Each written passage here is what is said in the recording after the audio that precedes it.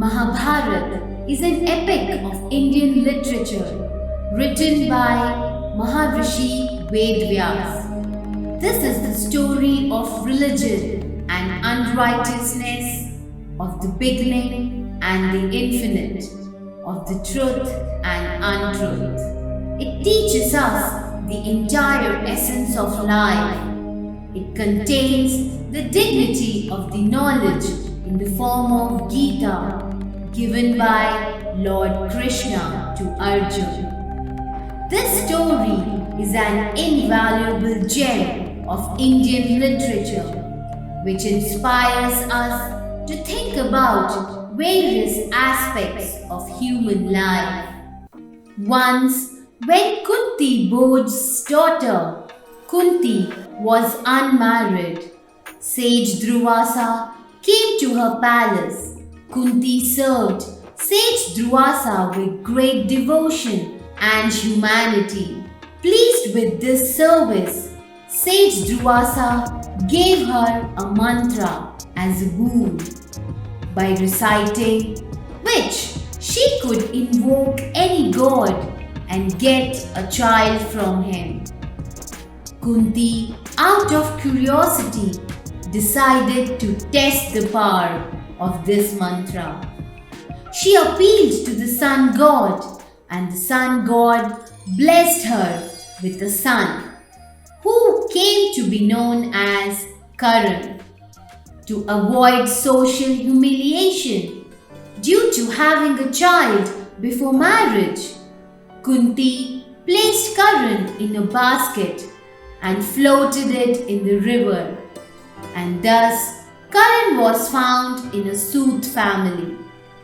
For this reason, despite being from the royal family, Karan was called a Soot Putra. Kunti was married to Maharaj Pandu of Hastinapura. Kunti had three powerful sons, Yudhishthir, Bhim and Arjun. And Maharaj Pandu's second wife, Maitri, got two sons in the form of Nakul and Sahadev. Maharaj Pandu's elder brother, Dhritarashtra, was married to Gandhari. Due to Dhritarashtra being blind, Gandhari also bandaged her eyes.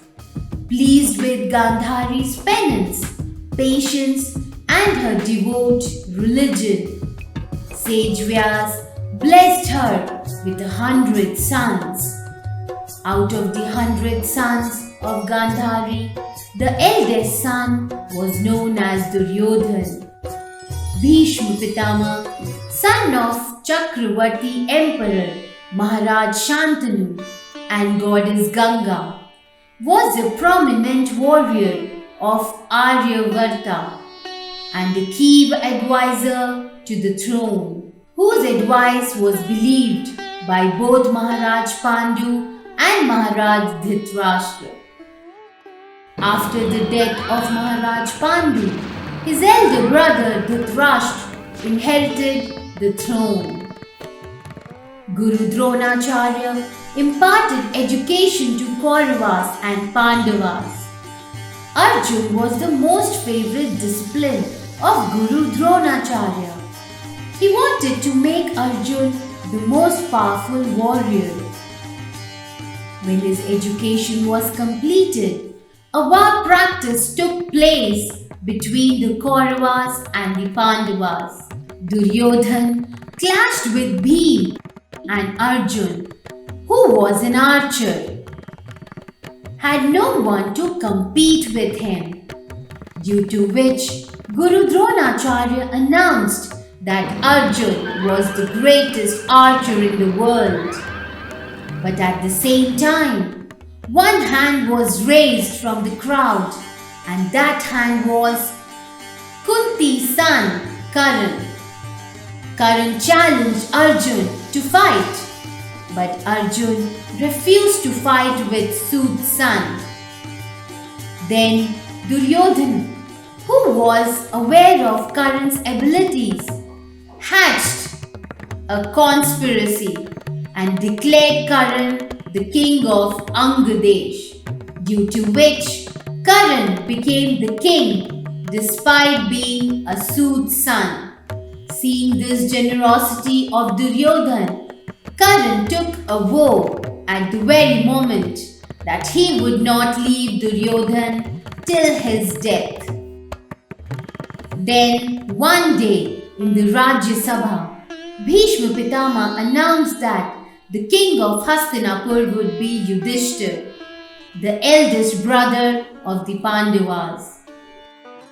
Gandhari's brother and Kauravas' maternal uncle Shakuni did not like seeing Yudhishthir becoming the king, and he made his move and sent some of his soldiers to the Pandavas' Lakshagriha, where the Pandavas and their mother Kunti were resting. Uncle Shakuni's soldiers set fire to their Lakshagriha. But since Bhim was already aware of this trick by Vidurji, he came out of Hastinapur with his family through a secret route and started living quietly in the forest. In the forest, Bhimsen got married to a demon, Hidamba. From her, he had a child who came to be known as Ghatotkacha.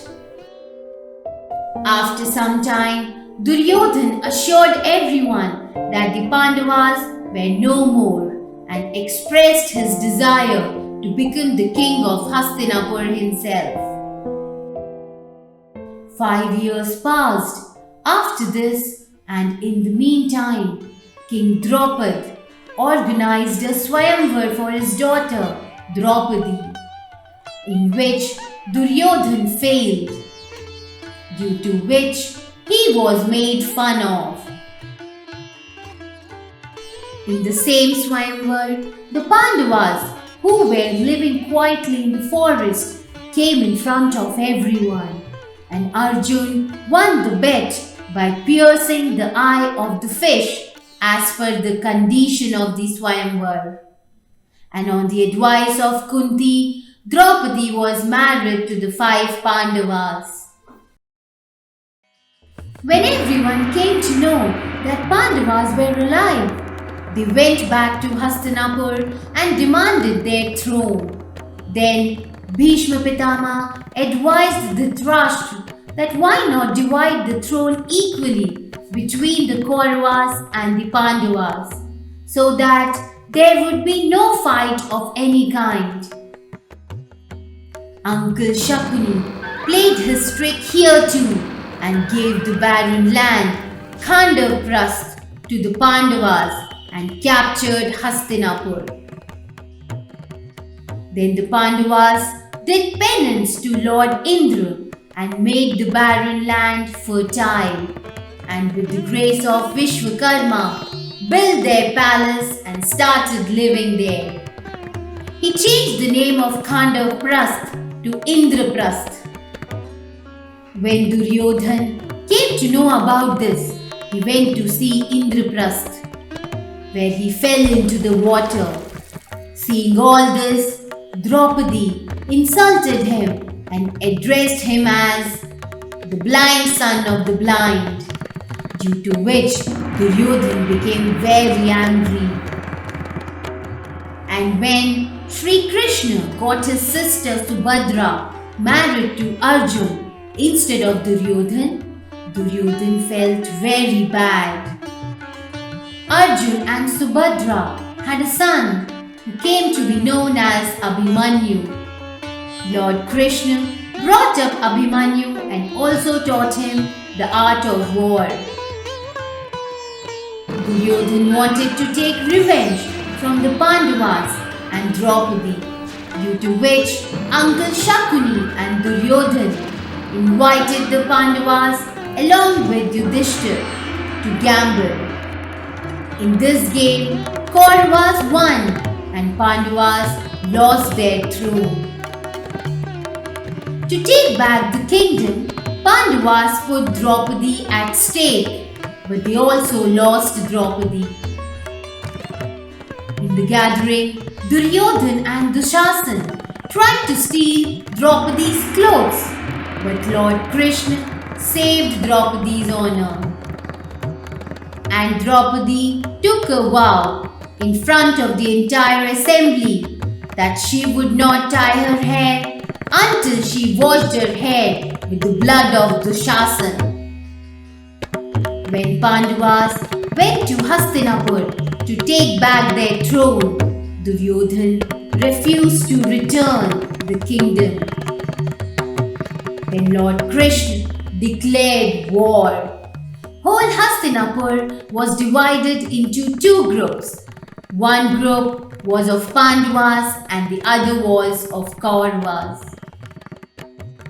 The Pandavas were accompanied by many kings who were helped by their father Maharaj Pandu, and the Kauravas were accompanied by great warriors like Bhishma Pitama, Guru Dronacharya, Anguraj Karan and Ashwathama.